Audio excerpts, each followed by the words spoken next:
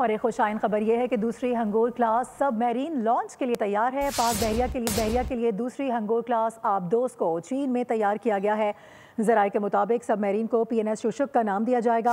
आबदोस launching के बाद सी and harbour trials के मरहले से गुजरेगी। इसी हवाले से बात करेंगे सलमान अवान हमें ज्वाइन कर रहे हैं, नुमाइंदा खुसूसी। सलमान एक तो उसकी खासियत भी बताएगा और ये यकीनी तौर पर खुशाइन अमल है, खुशाइन बात है।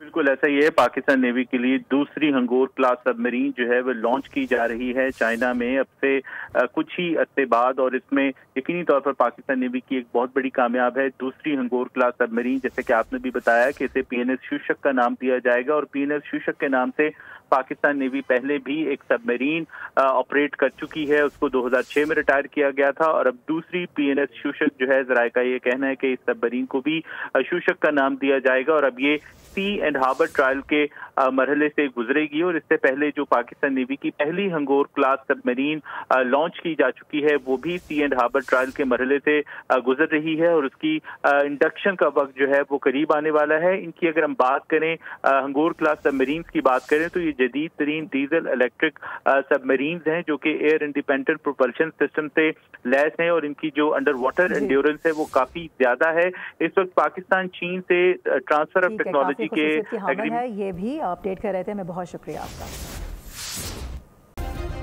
सब्सक्राइब करें और बेल दबाएं ताकि कोई खबर रह न जाए।